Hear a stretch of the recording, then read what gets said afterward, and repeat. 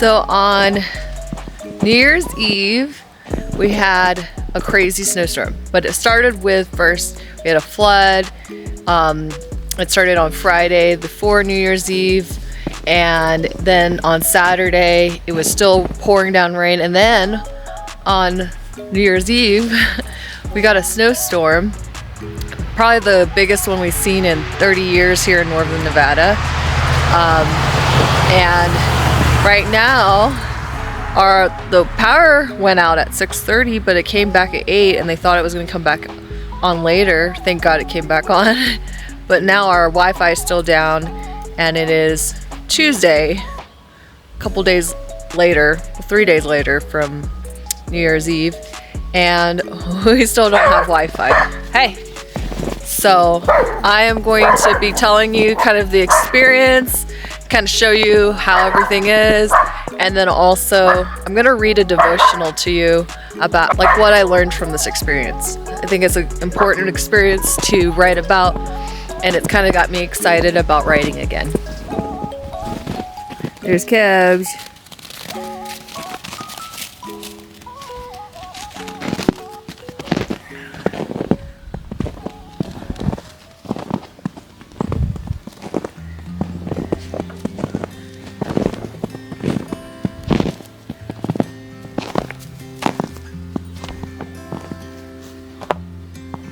So the bad thing about it is it made the water from the rain turn into ice.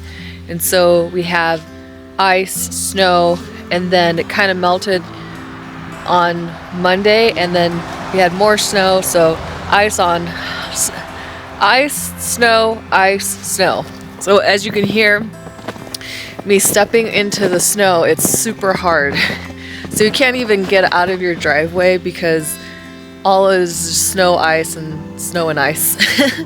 So it's a little too much, but there it is. I love snow. But I don't like driving in it or dealing with the hazardness of it, of not having Wi-Fi or the power going out. That's the only crappy part. So you want it to snow, but you don't want it to get too crazy like it did.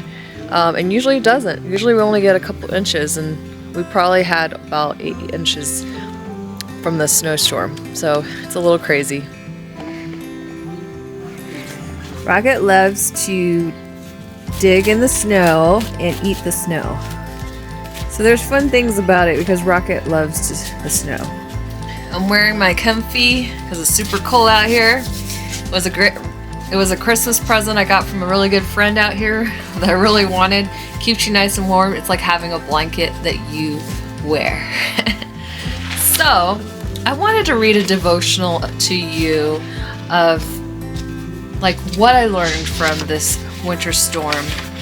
It really taught me a lot, and I'm learning to give up control. I need to surrender to God, and a lot of it is me wanting to know like what's gonna happen. And when things don't go my way, then I kind of feel the pressure and I get anxious. So I wanted to be very forward with you on what my issues are, and I wanted to read you this devotional. It's called When It Rains, It Pours.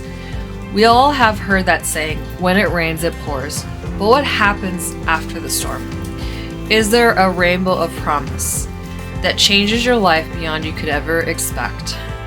I had many ups and downs in 2022, and I felt as though I was on an emotional roller coaster ride. So I had this expectation that 2023 would start off on a high note. Well, on the Friday before New Year's Eve, it began to rain in northern Nevada, which led to a very big downpour. Then on New Year's Eve, we experienced severe flooding that then led into one of the biggest snowstorms that we've ever seen, I guess, in northern Nevada for 30 years. Then at that point, it caused the power to go out at about 6:30 p.m. on New Year's Eve. Yeah, this is how we're celebrating our New Year's. We couldn't really go anywhere because, hey, it's New Year's Eve, it's flooding, it's better to be safe and stay at home. So we figured we'd have fun at home on New Year's Eve. Well, then I received this text message that we wouldn't receive power back until 4:45 on New Year's Day, which is the following day that we were experiencing the power outage. So my husband and I were sitting in darkness and began lighting every candle in the house. I began to think of how we could ensure that we could stay warm and cook the food. Thankfully, we had a wood-burning stove to keep us warm, and we had camping gear to cook. I began to pray and reached out to a friend and some family members to pray to. Suddenly, at 8 p.m., the power came back on. Thank God. Our cell phone towers, though, had gone out, so the internet wasn't working, even through our phones. The Wi-Fi was down too, so not much we could do. And we really didn't know what was going on the outside world. We were kind of cut off from the outside world because no access to anything. The next day, on New Year's Day, the internet on our phones was working again, but our Wi-Fi was still down. I work from home, and a lot of the things I do for even the YouTube channel all depend on Wi-Fi. So I began to worry. And plus, my cellular internet isn't great because we're kind of in a rural area. So of course I began to worry, and then today, on January 2nd, at 8:27, this is when I wrote it yesterday, today's January 3rd, the internet was still down, and I start back at work tomorrow, which is today, at 8:30, and still the Wi-Fi is down. However, something changed in me, and I'm not worried about it, but instead I am grateful. I read that there were still many people in our area that were having their power out, and they are forced to go to warming stations. And I think that they might have gotten their power back up today on Tuesday, January 3rd, but that was just an expectation they sent, so they might have not. But it's definitely still an issue for people. So they were going to warming stations, and it tugged at my heart because I felt great compassion for them, and I began to pray for them. It was my rainbow of promise moment that made me realize God's protection is bigger than any storm I could ever face.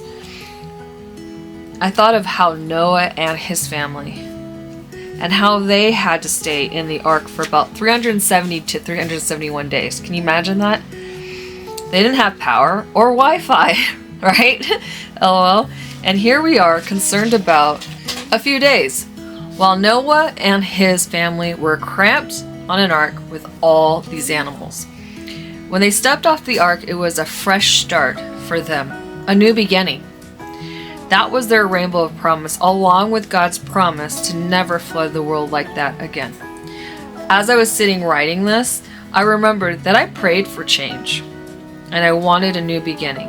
I haven't written a devotional in a very long time, and even though God has been tugging at my heart to write, it took a flood and a crazy snowstorm to write again. My rainbow promise starts now with a new beginning, to write again and to be led by the Holy Spirit to encourage others with my writing. Now I want to read the verses this was inspired by. Genesis 9:12 through 16, and I'll read it from the Message version. God continued, "This is the sign of the covenant I am making between me and you and everything living around you, and everyone living after you. I'm putting my rainbow in the clouds, a sign of the covenant between me and the earth. From now on, then, I form a cloud over the earth, and the rainbow appears in the cloud. I remember my covenant between me and you and everything living, that never again will floodwaters destroy all life. When the rainbow appears in the cloud, I'll see it and remember the eternal covenant between God and every last living creature on earth." So we're seeing the promises of God. He's never going to flood the earth and wipe it all clean like he did before. But sometimes, just to have a new beginning, sometimes we got to start fresh. Sometimes we got to get rid of the old. Sometimes that means dying to oneself. Sometimes that means hardship. And though it didn't start off the way I would hope, but God's trying to break something in me. He's trying to get me to surrender to him and believe and have faith that whatever this is, whatever happens to me, he's in control. And I don't need to be in control. So that's where I'm learning to let go. I'm learning to put it in his hands and not try to control everything. So before I end this video, I just wanted to show you a couple things. I want to show you that branch that fell down from the crazy snowstorm, and then I want to walk over to our pond and show you how frozen it got. I mean, literally everywhere the ice froze, you could probably ice skate on it. But yeah, it got really, really cold, but this is the last thing I wanted to show you. Well, I hope you enjoyed this video, and if you did, please don't forget to like, share, comment, and subscribe. It helps me out so much. Also, if you haven't followed me on social media, please follow me on social media. The links will be down below. And every week I'm posting new content and you don't want to miss it, so go ahead and hit that notification bell. Well, I hope you have an amazing day, and I hope you stay encouraged.